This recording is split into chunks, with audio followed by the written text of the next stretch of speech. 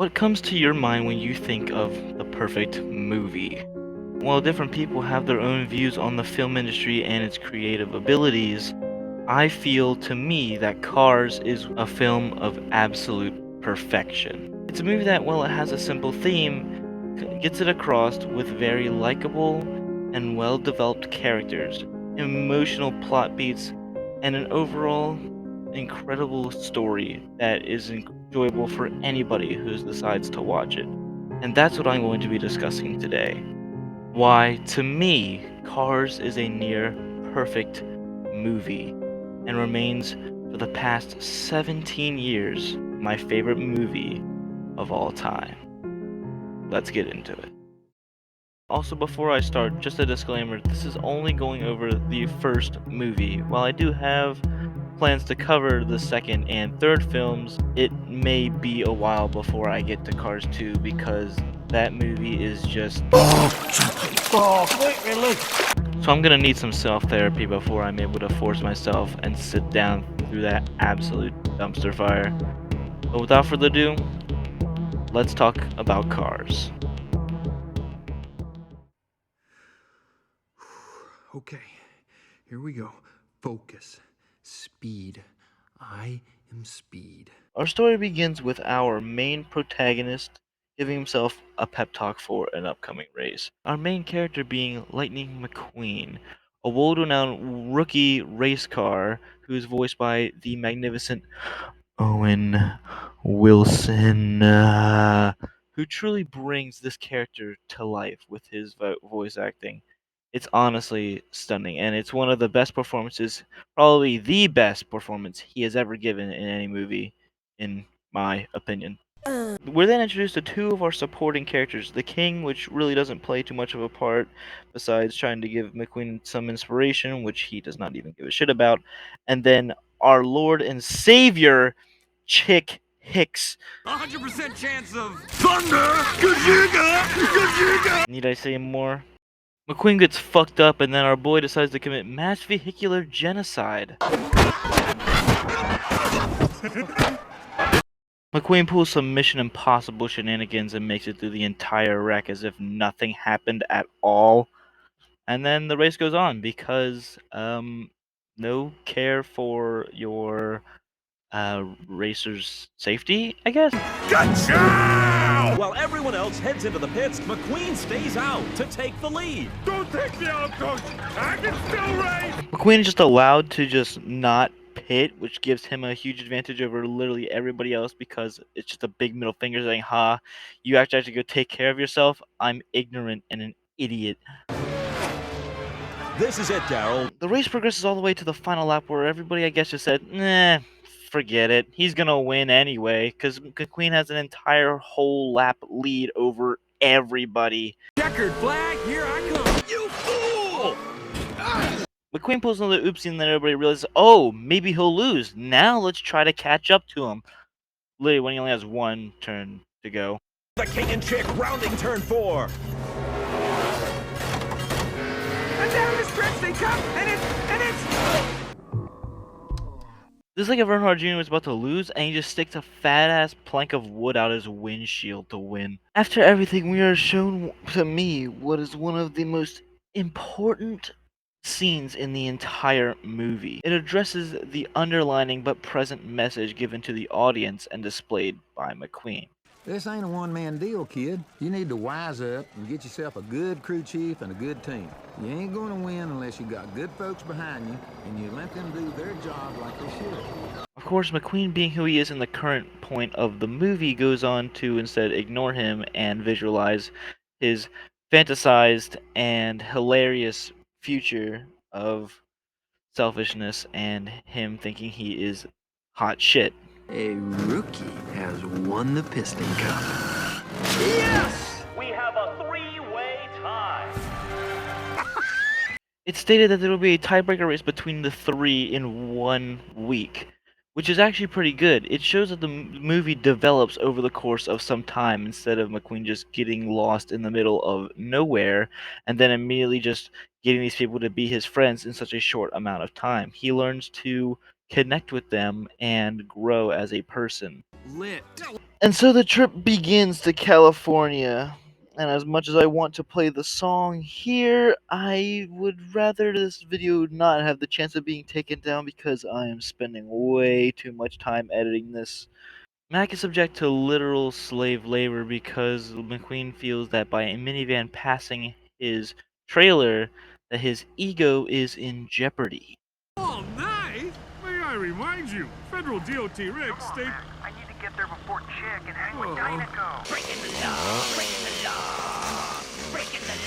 Intellect on cosmic levels, was born with 2 brains. Yeah, sumo higher than a NASA astronaut. Saying that they better than me, knowing that they ass is not. I've been working hard, don't even got the time to stare at clocks. Mr. Quality means quantity, that means I drop a lot. First Ryan Gosling, I lost the notebook, so I won't jot nothing down. I've been out here trying to put on for the town. Financially, I'm getting penny wiser, minus the clown, cause I don't joker, but I got a Harley Quinn riding with me. These guys for real are the Fortnite squad that fuck everybody up.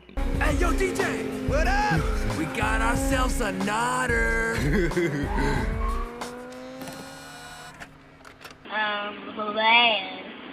Bad, come on. Bad. The Ninja Blevins quartet nearly run Mac off of the road, causing this exact bobblehead to bounce just enough where it bounces off the ledge and hits the exact button to open the back of Mac's trailer, causing McQueen to then fall out. McQueen finally grasps reality and finally gets himself out of the middle of the road, and then in turn has to go and find Mac, but all of a sudden like a million trailers just appear on the highway that were not there before. Or maybe just 50 trailers appeared in the past 5 seconds, I have no idea. Then rather than using common sense, McQueen simply points to the only trailer that diverts the path of the highway and is like, oh, that's gotta be my trailer, and just goes speeding towards it for no reason. After pulling an Evel Knievel, McQueen catches up with the trailer and finds out that it's not his. And then his only course of action is to think, the interstate. So then he makes a left to Route 66, which is literally not even the interstate. This guy's dumb. The whole movie hammers the point that McQueen is ignorant and doesn't really pay attention. But you should at least know that the interstate comes off of the highway and not off of some dead-end road. Rather than doing the sensible thing and pulling over, McQueen goes complete ape-brain and instead engages to evade the law. The 60s weren't good to you, were they? After forgetting how to abide by the law, he then forgets how to use the brake and just doesn't stop at all and commits mass property damage. It takes till the morning and everybody staring at his empty trailer for him to notice, maybe I'm carrying a lighter load than I was last night on the highway. It's incredibly publicized that McQueen is missing and the entire world is basically out to find him. And they have no idea where he is because I guess Route 66 is Bumtown. Lightning McQueen must be found. Morning, Sleeping Beauty! McQueen is then awoken from Larry the Cable Guy and taken to traffic court. It is here in Radiator Springs where we meet the rest of the film's supporting cast, helping McQueen along his journey to the end and becoming a better person, with the most important shown being Doc Hudson. If I want him out of my courtroom, I want him out of our town. Enter the love interest and I guess the other really important character for his development because he just has a boner for her. That's really it. Ka-ching! Come on, make this guy fix the road. The town needs this. No, I know his type.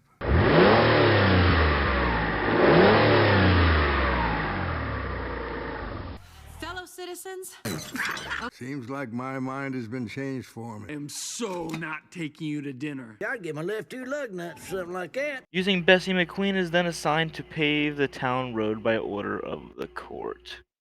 And until the road is finished, he's unable to leave Radiator Springs. Basically, the only reason McQueen sees any character development in the film is due to a hostage situation. You owe me $32,000 in legal fees. What? we siphoned your gas while you were passed out. Ka-chow.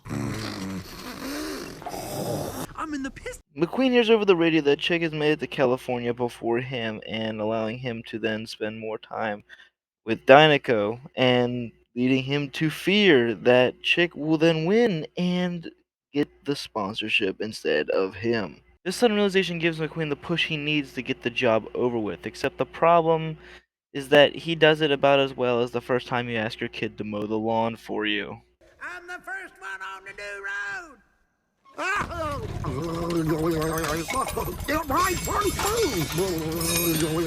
It looks awful. Well, it matches the rest of the town. Once again, McQueen's ignorance gets the better of him as he accepts the race from Doc, whether either he'll have to stay and fix the road, or Doc will do it and he can leave free. Thinking that Doc's an old dirty bastard and has literally no speed, he figures it'll be a shoo-in. Of course, this doesn't go as he planned, as he's never raced on a dirt track and misses a turn and ends up eating shit. Hey! Was that floating like a Cadillac? Or was that stinging like a Beamer? I'm confused. The entire premise of the race isn't for Doc to show McQueen up. It's to teach McQueen that physically he still has a lot to learn. It's hammering the point to him that caring and putting in the effort for what you want to achieve truly does pay off, which is represented by what they all see when they wake up in the morning. Wow. Hey, look at this here fancy new road that Lightning McQueen done just made. Yes. Amazing. By taking it slow and putting in true effort, McQueen shows that he can do the job right and prove the rest of the town that he truly can make up for what he's done.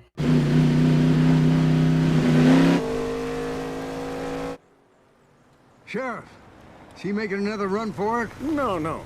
He ran out of ass for the middle of the night and asked me if he could come down here. Secondary to paving the road, McQueen is determined. He is intimate that he can make that turn from the race before that messed him up. It's simply something new that he has yet to grasp the concept of. And that's where Doc comes in to attempt to help him with the situation. And, that goes real well. If you're going hard enough left, you'll find yourself turning right. Oh, right. That makes perfect sense. Turn right to go right. Thank you! Thank you for doing a great job, so I thought I'd let you stay with me. Wait. Well, that's all right, mister. I can't turn on dirt. To have McQueen prove he isn't a pussy, Mater has him come along to create a domestic disturbance. Tractor tipping's fun. That's Frank. After their antics, Mater shows McQueen how well he can violate traffic laws. Don't worry, you'll be seeing these antics again. While a viewer may consider the last 10 minutes of antics between McQueen and Mater to be complete filler, I see it a different way. Well, yeah, it doesn't completely tie to the central plot of the movie. It displays the tie being built between McQueen and Mater and their friendship growing, which again adds on to what McQueen's entire purpose in Radiator Springs is. To find a sense of purpose, people around him that care, and find people that he then cares about, that being Mater. Afterwards in conversation, it is then foreshadowed of the ties that are to be built between McQueen and Sally the next day. But before the day ends, Sally hits McQueen with a statement that truly opens his eyes to how much Mater cares about him. Mater trusts you. This one statement locks it into McQueen's head that these people aren't just people around him. They're people that are building a connection with him, and while he emphasizes that he still doesn't totally understand it, he knows he will soon enough. Hey, thank you.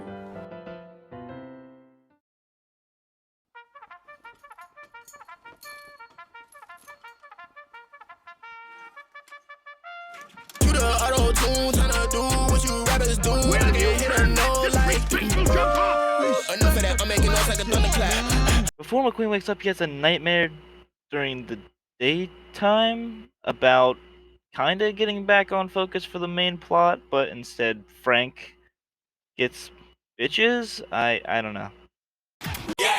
McQueen ends up stumbling into Doc's garage, snooping around where he finds out that Doc has won a piston cup.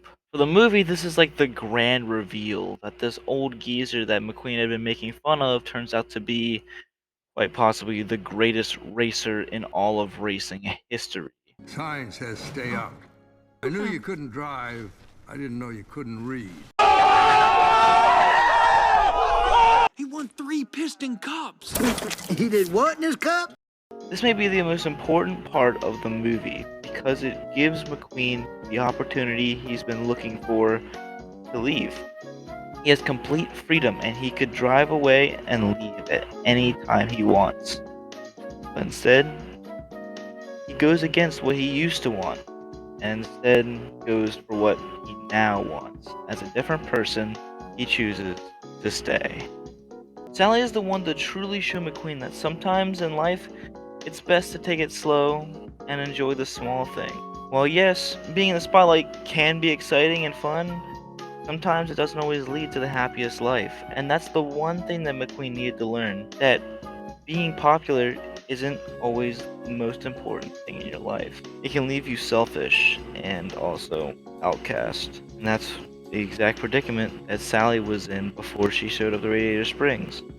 And once her eyes were opened, she never left.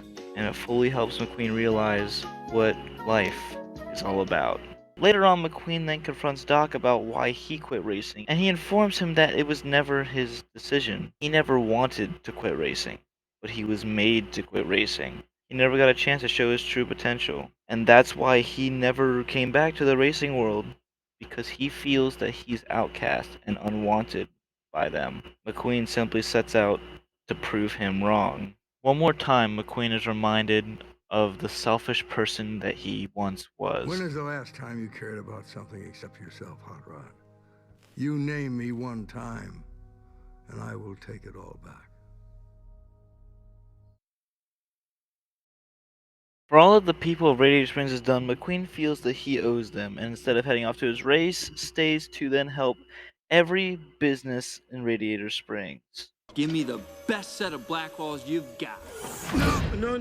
You don't know what you want. Luigi know what you want. Nasty fucking Black wall tires. Better than a Ferrari, huh? No. It's a conspiracy, man! The oil company's got a grip on the government. They're feeding us a bunch of lies, man. I see, Papi! Is it getting dark out? What? What did he say? Let me say that again. Is that what I think it is? Oh, I don't know, Flo. I haven't had a chance to find out, but I am going to find out. Hello. And with that, the paparazzi finds out where McQueen is and blue balls him at the same time. It's true you've been in rehab! You want thunder? You want thunder? Now McQueen's forced to be taken away. Taken away from everything, the first things in his life that he ever truly loved and cared about. They're being ripped away from him because of who he was before he met them. Thank you. Thanks for everything. It's just a road. No. It was much more than that. After McQueen leaves, it's found that Doc is the reason why he was taken away, as he had called them up and told them where he was. You called them? It's best for everyone, Sally. Best for everyone? Or best for you?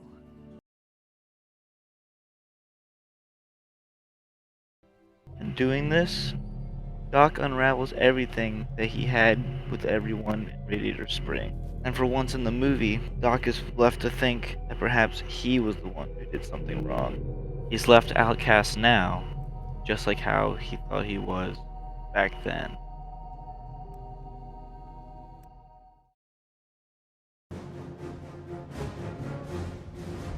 Hello, race fans, and welcome to what has become quite simply the biggest event in the history of racing. A three-way battle for the Piston Cup. We've made it to the grand finale in California, the three-way race between McQueen, the King, and Chick Hicks to see who wins the Piston Cup. For the race, everyone's set and ready to go except for McQueen, who can't seem to let go of what he's learned. He doesn't care about winning the race anymore. He cares about being happy.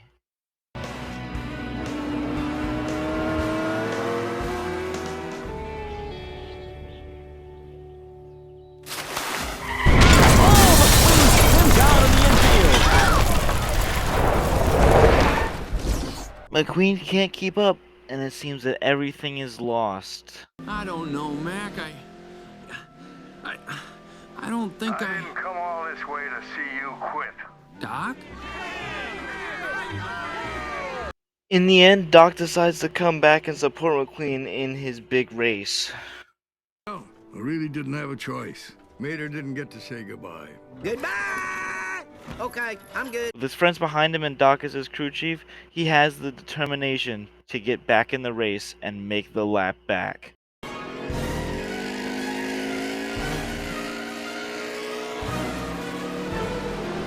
Oh, kid's just trying to be a hero, huh? Well, what do you think of this? Yeah, that's it, kid. Told you that'd come back. Hey, Tiny, you gonna clean his windshield?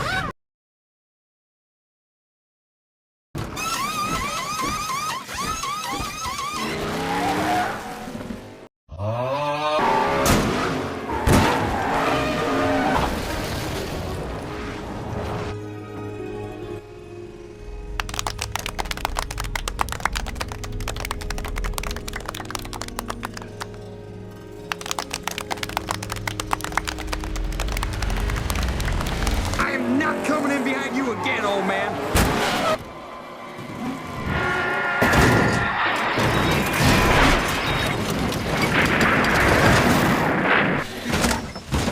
Oh no!